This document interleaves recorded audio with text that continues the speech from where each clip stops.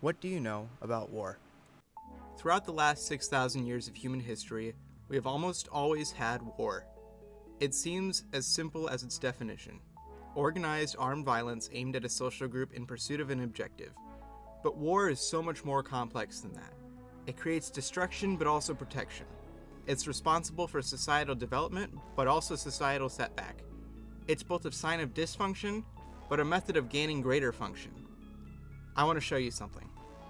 If you look at a map of modern conflicts around the world, you'll find about 30 going on at the current moment. This doesn't show the whole picture, however. In fact, this is our conflict history.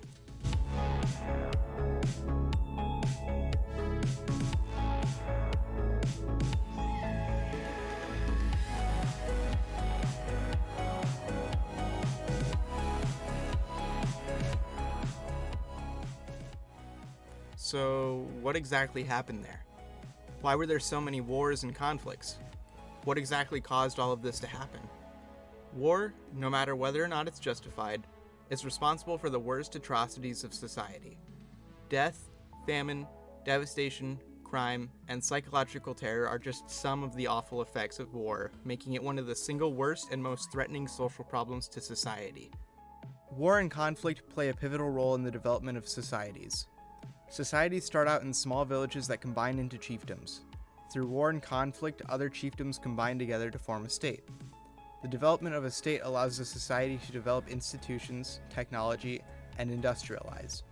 In a direct way, war is responsible for technological advancement in societies. This is also why isolated places like Sentinel Island are not at all advanced, since they have not yet formed a state. As industrialization occurs, the frequency of war significantly decreases. This is balanced out by the destruction that subsequent wars cause as weaponry becomes more advanced. This is why, out of 41 conflicts in 2015, all of them occurred in areas of low industrialization such as the Middle East, South Asia, Africa, and South America. Before we dive into the main sociological perspectives, I believe we should discuss the main causes of war first. The first reason that countries go to war is over land and resources. The most well-known example in modern times is over oil in Middle Eastern countries. According to Michael Clare, professor of peace and world security studies, wars are more likely to be fought over resources as supplies diminish while demand increases. This is especially true with conflict minerals. In warring groups and countries, conflict minerals are harvested, often through slavery, child labor, and other human rights abuses. Then they are sold to Western countries in order to fund civil wars. These minerals are usually the kinds in smartphones and computers, such as gold and tungsten. One of the most well-known causes of conflict and war is the differing values and ideologies between nations. Such ideologies include economic, religious, which will have its own section, and political values. Two of the best examples include World War II, which was fascism versus democracy, and the Cold War, which was communism versus capitalism. While many wars are fought for many reasons, the root of each reason can usually be traced back to different ideologies in one way or another. One thing to note, however, is a theory called democratic peace theory. Research has shown that democratic countries are significantly less likely to declare war on each other than other countries. This is partially why the US is more likely to go to war with a non-democratic Middle Eastern country than Canada, for instance. Racial, ethnic, and religious hostilities are the next cause of war that I'll be talking about. Similar to the previous cause of war, this one also revolves primarily around ideologies. The difference here relies more on traditions and culture rather than economic or political beliefs. It is the conflicting beliefs between two cultures that leads to hostility and conflict. Hostility between two ethnic, racial, or religious groups is made worse by competition over land and resources, as touched on earlier. These hostilities can also be perpetuated by a wealthy minority for political gain. They may use existing tensions between groups to distract from exploitations that keep them in power. This view of these hostilities is known as constructivist explanations, the emphasis of leaders of ethnic groups in stirring up hatreds towards other external groups. This is in contrast to primordial explanations of ethnic conflict, the emphasis of the existence of ancient hatreds rooted in deep psychological or cultural differences between ethnic groups. Primordial explanations usually emphasize a history of victimization, real or fabricated, by the opposing group. While this will be discussed more during the conflict theory section, I feel like I should point out now the increasing prevalence in ethnic-based wars and conflicts. September 11th is often seen as a result of a holy war caused by Islamic extremists. The Syrian civil war that began in 2011 is attributed to a perceived political injustice between the Sunni and the Shiite population. The argued reason for this increase is due to retribalization, which in the most basic terms is where groups seek solace in their ethnic group and culture when they become lost in a globalized culture. Another cause of war is the security dilemma. The security dilemma is where one state or nation increases its ability to defend itself through new technology or greater manpower. Another country perceives this shift of power as a threat and takes similar measures in order to maintain the balance of power. If both nations keep doing this in response to each other, it might end with one declaring war on the other. The book provides an amazing example as well as a flaw of this ideology. In 2003, the US along with Great Britain led an invasion in Iraq because they perceived Iraq as a threat.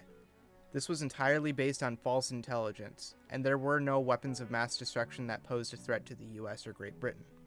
This is why by 2007, most Americans favored withdrawal from the conflict. While we don't currently have any major powers declaring war out of fear, I do believe it's important to fully contextualize this issue. In March of 2022, nearly 70% of Americans were afraid of an imminent nuclear war with Russia, according to the American Psychological Association. Levels like these have only been seen twice since the Cold War, and it actually remains an issue to this day. Revolutions and civil wars are more unique among the causes of war, as they involve citizens warring against their own country. While there often isn't a clear-cut definition of what constitutes a revolution or a civil war, revolutions generally incite greater economic, political, and social change. Civil wars, on the other hand, can lead to new leaders and governments, but they don't always lead to large-scale social change. Since the nature of these definitions depends on the outcome of a war, it is hard to distinguish between civil war and revolution until the conflict is over. Revolutions and civil wars are almost always a result of an out-of-touch, dysfunctional government, usually a corrupt dictatorship. George Aidi, economist and author, has an incredible book regarding this topic, Defeating Dictators. It's very insightful and a good read, so I would heavily recommend you read it, but he had this to say: despotism is untenable and will eventually collapse or be toppled, often violently. Also from Aidi's book, the causes of these types of conflict are often overemployment, basic needs, political despair, and basic freedoms. We all know about the Revolutionary War, and if you don't, Mr. Clark is next door, but here are some more modern examples of ongoing civil wars. What do you think? After the end of American combat operations in Iraq in 2011, both Iraq and its neighbor Syria fell into civil war, during which time large portions of each country fell under the control of the militant group organization ISIS. In June 2015, the Obama administration announced it would begin re-establishing American military bases in Iraq to provide training to and support to the Iraqi government in their fight against ISIS. Under what circumstances and to what extent do you think the American government should get involved in civil wars in other nations? Nationalism is the final explanation that the book provides as a cause of war. It is when a nation engages in war to restore or maintain their national pride. After World War I, Adolf Hitler took advantage of Germany's nationalism combined with its poor treatment by the world in order to gain power. As we all know, nationalism played a huge role in Germany starting the Second World War. In recent history, Russia has also started nationalist-based conflicts against Ukraine. Starting in 2014 and again in 2022, it's believed that Russia's attacks are part of an attempt to restore Russian nationalism to levels seen during its time as the Soviet Union. Before I move into the social perspectives, I'd like to address that most of the time, conflicts involve more than one or even all of these explanations. World War II was a war of ideologies, religious hostilities, and nationalism. The Syrian civil war is of course a civil war as well as a war over resources, namely oil. Very rarely is there ever a conflict with only one of these explanations. Now let's talk about the social perspectives of war. The first perspective is structural functionalism, which focuses on how war serves society. As said earlier, states could not have formed without conflict among chiefdoms. But there are several other functions of war. First is how war brings people together by creating a common cause and enemy. Unless a war is unpopular, it plays a major role politically and economically. Conflict among different political and ethnic groups almost completely dissolves as they unite for a common cause. This is why racial and gender equality increased during and after World War II. This is especially true when a discriminated group is perceived as sacrificing for the benefit of everyone else. Political parties also tend to unite in times of war. Known as the rally round the flag effect, increased political cohesion occurs in times of war or international crisis. The best example of this in recent history occurred shortly after the 9/11 attacks, when George W. Bush received a 90% approval rate. War also serves the function of encouraging social reform. Since members of a nation share the desire to return to normalcy, they pressure their politicians into improving care for war victims and improving social conditions. Structural functionalists will also point out the technological advancement caused by warfare. Kit Chapman's Super Heavy details an incredible example of war-based advancement. In 1938, Enrico Fermi had made the mistake of the century. In his attempts to create a new element, he accidentally discovered how to split atoms in half, releasing large amounts of energy. This quickly snowballed, with the Special Weapons Committee being formed in 1939. Then in 1945, the first atomic bombs were detonated on Hiroshima and Nagasaki. Despite the destruction caused by this technological advancement, the isotopes created for the bomb were theorized to have other uses, and that's how nuclear reactors were born. Technologies like this that are funded by defense-related innovations and have commercial and civilian uses are known as dual-use technologies. Finally, war serves the function of advancing poor or disadvantaged groups through the military. Militaries will often offer free tuition and preferential hiring practices for those who serve.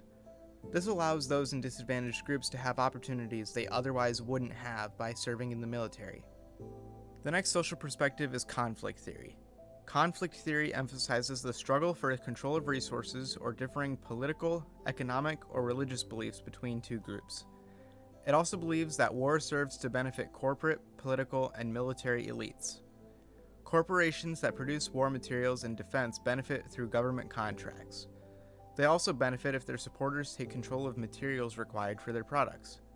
The close association between the defense industry and the military is known as the military-industrial complex. Military leaders greatly benefit from war as it guarantees employment and provides a way up the leadership ladder. Retired military officials actually benefit too, as private security companies will often employ them in high-ranking positions. DynCorp International, Mission Essential, MPRI, and Kroll Security International are examples of these private companies, and their existence establishes a link between for-profit industry and military leadership. Conflict theorists point out that war benefits the political elite by giving them more power, especially over the poor.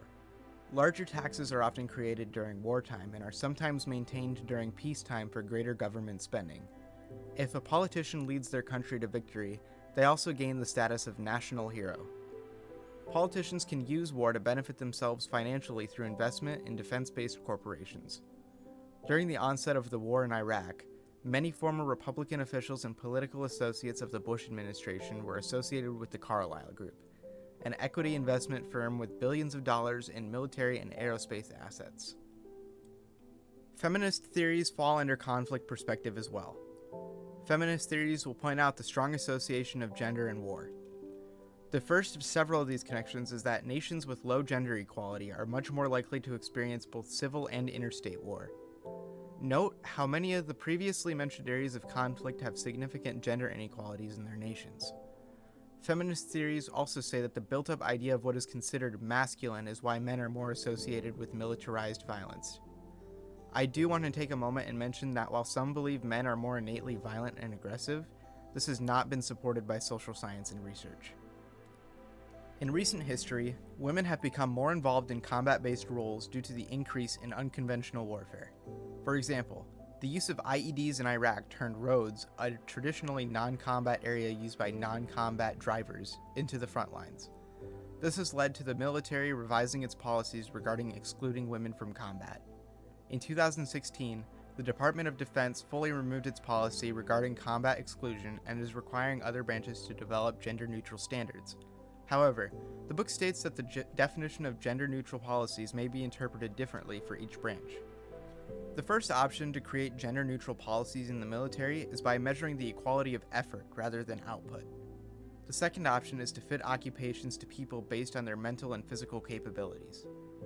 This seems like the better option of the two in creating true equality, as women are perceived in these scenarios as highly capable and equally contributing to missions. However, women are less likely to meet physical standards in physically demanding occupations, resulting in less representation. Before this section is concluded, I'd like to state the progress that still needs to be made for true gender equality in war. Women make up about 15% of the military, but they only fill 7% of the leadership positions. Since combat experience is a major factor for gaining a leadership position, the integration of women in more combat roles may help get that number up. The male-dominated culture of the military and lack of female leadership has also been blamed on sexual assault rates occurring almost twice as often among women in the military than in the civilian population. Overall, work towards gender equality in the military is still an issue that needs to be resolved and worked on more, rather than forced through the change of war tactics. The last sociological perspective on war is the symbolic interactionist perspective, which focuses on how meanings and definitions influence behaviors regarding conflict and war. Behaviors and attitudes about war often take root in early childhood, shaped by various influences such as media, family, and education. For example, children's toys and games often glorify warfare, showing it as heroic and exciting. Action figures, video games, and movies depict battles and conflict in a manner that desensitizes children to the realities of war, making it seem that violence is acceptable or even admirable. According to this perspective, war has gained a positive connotation in certain contexts, especially when framed as a means of defending national interests or promoting democracy. Governments and military officials often convince the public that war is necessary to ensure world peace or protect against threats. This manipulation of the public can lead to widespread support for the war or conflict, as people come to view war as a positive thing for the world. By glorifying the military, leaders can gather public support for the war. In the context of war, the act of killing is often rationalized through simple labeling. They aren't murders, they are casualties of war. The enemy is also dehumanized through derogatory nicknames such as Japs and Krauts, which serve to justify violence towards the opposing nation or group. By reducing the enemy to just targets, soldiers and the public can mentally distance themselves from the atrocities of their actions, making it easier to allow violence in the name of war. Just an editor's note here, this next section is heavily based around Stanley Weitzman's book, Terrorism. I referred to him a few times, but I don't fully point that out, so you may not find some of the information in the textbook. Terrorism is one of the most devastating branches of war and conflict. It is the premeditated use or threatened use of violence against civilians by an individual or group to gain a political or social objective. The goal of terrorists is usually to promote an ideology or bring to light a cause. They may also use terrorism to rebel against a government, achieve religious freedom, or attain the release of a political prisoner. Terrorism comes in many different forms, which I have shown up here.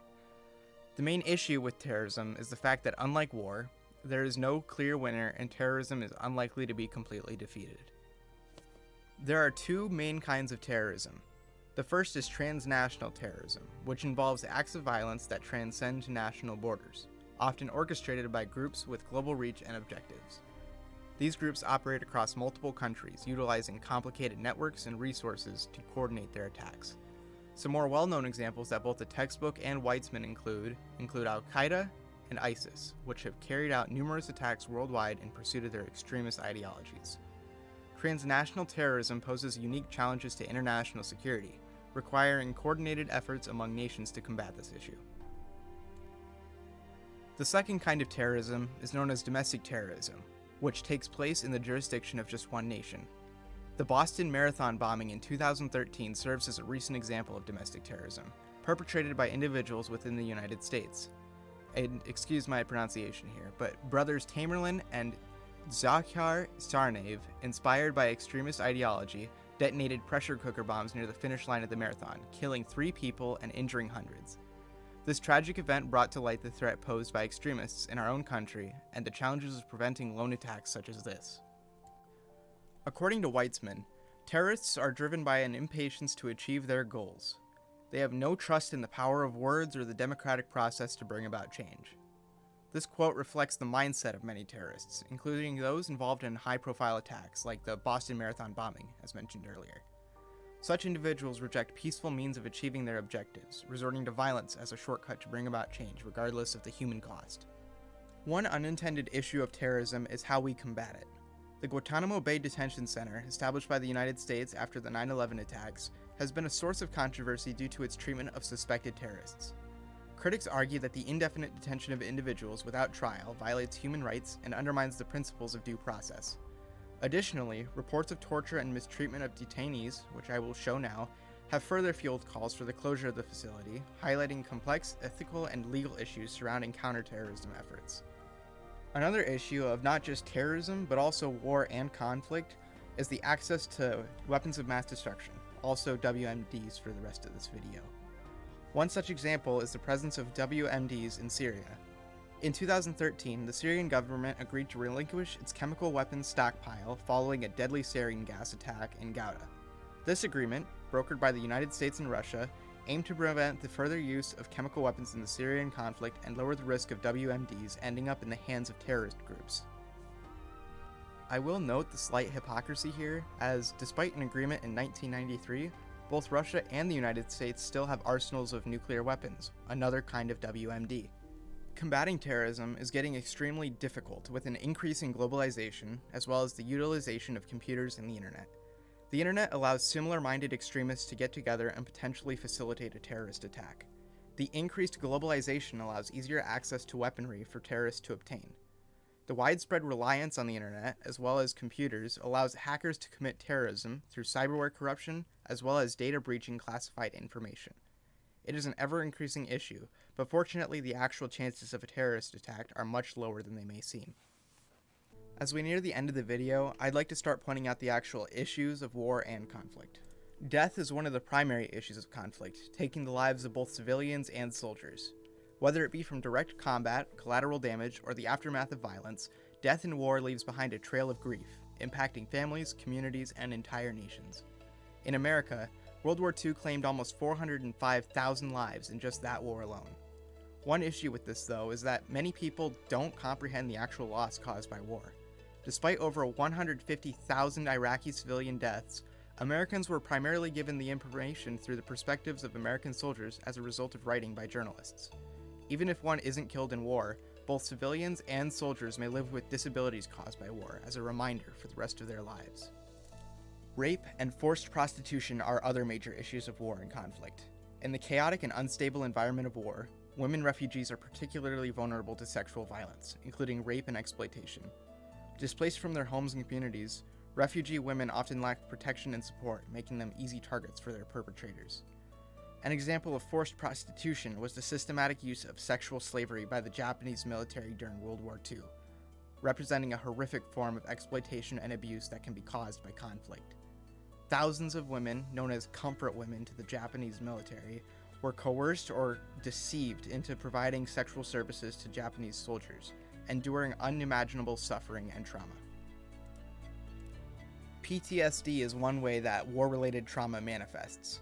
It's usually defined by flashbacks, trouble sleeping, recurring nightmares, and trouble concentrating. PTSD is, in my opinion, one of the worst psychological damages caused by war. It isn't a condition that one gets over. It's something that shakes people's lives, personalities, and relationships. In 2015, nearly 22 veterans took their lives daily, part of which can be attributed to PTSD. While war is an issue that may never fully be solved, there are ways we can try. Ironically, the most effective but violent way is through mutually assured destruction, particularly with WMDs such as nukes. The threat that if you try to destroy one country, you will be destroyed too has kept major superpowers from entering into war with each other, such as during the Cold War. Another way is through the redistribution of economic resources. By aiding other countries economically, some countries won't have a need to fight. This could prevent mass starvation and unequal land distribution.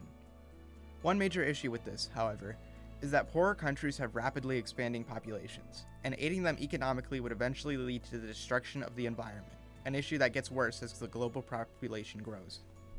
Mediation and arbitration are another way that we could help stop war and conflict.